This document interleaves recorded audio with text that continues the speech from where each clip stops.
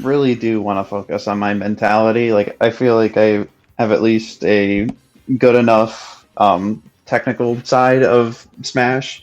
It's just my mentality, and during the game is it needs work. So with that being said, we'll do some playing because with regards to this first thing, it's pacing and time management. I remember you were a good player from last time, so I want to see how you're doing before I really say, oh, you have to work on like slowing down the game or speeding up the game or you're taking too long to get kills or whatever it is. So let's just get an actual real life example and then we'll work with that. Okay? That's what I wanted. Not like this. Been watching too much Oh, meta of Smash. That's crazy.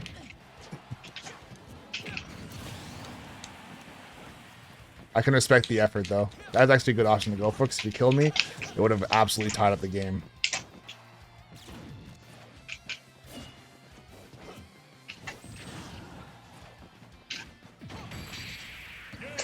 It's all good. Alrighty. So, before... I guess... This is going to be a back and forth discussion, I suppose, but I was going to say, as far as... What were you feeling... after you lost the second stock? So when I was at 23%, after you got the footstool but you didn't kill me, what was your thought process there? How, like, what was your mentality right there as far as the rest of the game? so you said not after the first stock, but after like that footstool, So right? yeah, you got your first kill, then you almost killed me again at 23%, and then you didn't. And that, in my opinion, was potentially the turning point of the game. If you killed me right there, you probably would have won. I mean, I'm honestly just gonna say that. If you killed me right there, you probably would have won that game. So, what was your mentality right there when you didn't get that? I mean, I think at that point I was at pretty high percent on my second stock. I was like, okay, well that stunt didn't work. So, I mean, honestly, there's no real harm in racking up damage. I just need to approach, get in, maybe try to find an early kill. If not, just keep trying to rack damage on my own, like on you. I just knew that I had to close in no matter, Mhm. even if it was a bit slow. There was still a lot of time on the clock, and it wasn't that big of a difference. With regards to that footstool, would you have said that you went? Would you say that that was an all-in play on your part? Like you think like there's nothing more you could have possibly done. Like you tried your absolute best right there. And as far as execution, like you did do it. So it's not like you could have done it better or anything like that. But when I didn't die, I guess, was there a feeling of like you felt kind of like defeated, or did you feel like that was kind of like a cheeky play to go for it and it's like, okay, well, whatever, it doesn't really matter? I mean, I did feel it was kind of cheeky, but I was like, damn, that would have been real nice if it worked. Okay. Something that I'd like to see you put in, I guess like a last chance effort for a situation like that. It's very, very specific, but if you have somebody off stage and you could die, you should be thinking to yourself, maybe there you're a little bit on the low percent to be thinking this entirely, but think to yourself, make it terrifying for me, right? I want to be able to get on stage and then run from you, not think, oh, now's my chance to ledge trap because I barely survived at such a low percent. So then moving forward for the rest of the game or the rest of the set, I have zero interest in running off stage against you because you're insane and you're willing to kill us both. And a situation like that, if we both died somehow, 1,000% worth it, 1,000,000% worth it, because Right. I was like 100% lower than you. I would say, as far as this goes, what I would do if I were you is if you see that you have a situation like that, go that one step further to make sure you seal the deal, right? So I was off Okay. stage, like right here, I think, like right here, and I had to up you like that, basically. Actually, I think it was even lower Right. than that. I think the fire ended, and I got magnet hands to grab the ledge. And if you're standing right where you are, you could have ran off and gone for a back air, in which case I would have had to tech.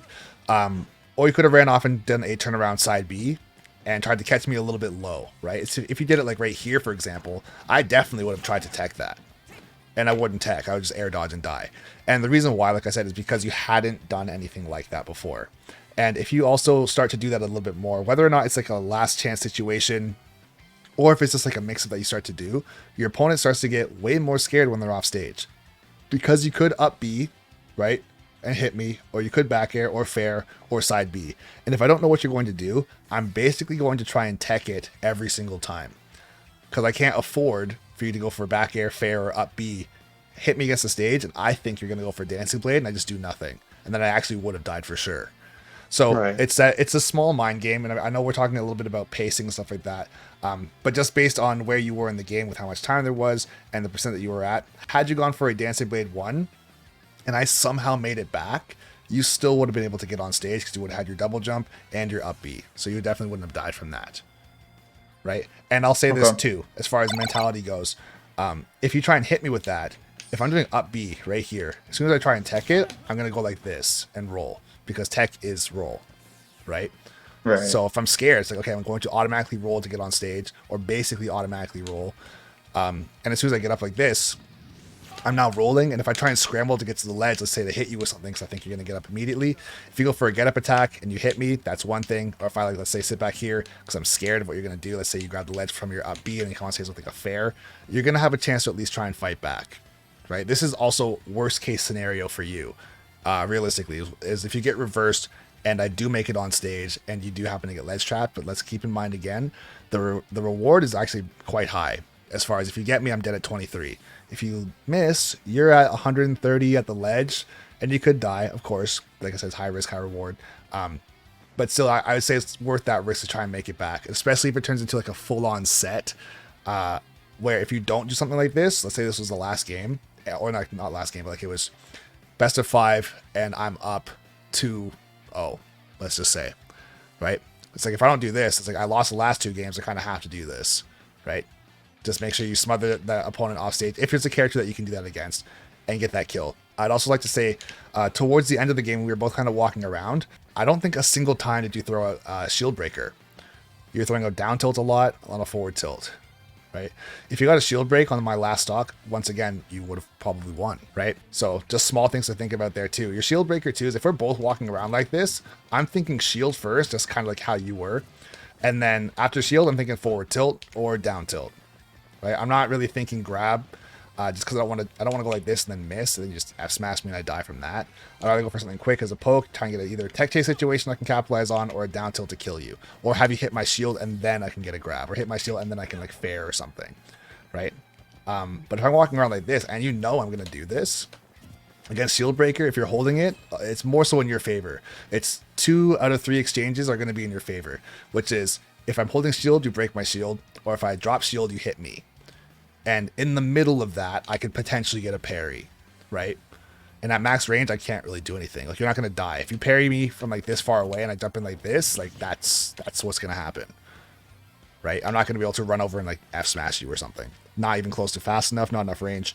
So just something to think about at that, I guess, final moments of a game. If we are really trying to slow it down, scare me into thinking that I have to now jump to get away from you, or like roll back, or just walk out of the way, and I'm not going to shield, which is now going to open the door for forward tilt for you, or also instant not instant dash attack, pivot cancel forward tilt, or run up down tilt, or just jumping at me with fair or like a raw back air or something, right? I guess to go along with the theme still, this is a way to instill fear in your opponent, to say like the high stakes situation off stage, like I could just die at very low percent. So now I'm scared of going off stage against you, because let's say I go like this and I miss you and you recover. Now when you're here, you just let go and you go for a side B as I'm recovering, and now I could die. And I have that in my head that maybe you go for that, and I have to now start like air dodging up to try and make it to the ledge, and I have that situation happening. Or you can just let go and go for a fair, and I try and call your bluff, and I don't tech at all, right? But in total, it makes me much more scared to go off stage, right? And then same thing at the end, like with the shielding. Yeah, I would say besides that, as far as your ability to try and slow down the game, once you were down a stock, I felt like you were not doing too bad. Main thing for me, like as a whole, is just take a few more risks to try and either get a shield break, or if you're gonna get that footstool, commit fully. If you're gonna chase me off stage, like chase me with like a full hop fair into like a double jump fair, or a full hop fair into like a double jump nair or something like that. Just try and catch me off stage, and really bring the game back, especially once you've determined what that point of no return is for you as far as your percent. If you feel like death percent from anything for you is 140, then that's when you should start going for that stuff, right? If you feel like it's 170, then that's when you should start going for that stuff. It's going to change from matchup to matchup, because some characters, like Sonic, for example, I would probably never just try and kill Sonic unless if I'm at very high percent, I want to make sure that if I happen to mess this up, he's one hit away from dying. I would never want him to be in a place where it's like I try to be cheeky, like that situation, let's say, have him off stage at 23, try and gimp him, and he makes it back, and then I die, and now he's at 23 up a stock, the game's over. Against Sonic, there's no chance you're catching him. There's just no chance, right? It's specific against him or like characters that want to run away, maybe like Steve or maybe Sheik if they wanted to do that. But yeah, just something to be aware of. It's a time thing, and it's also just percent, but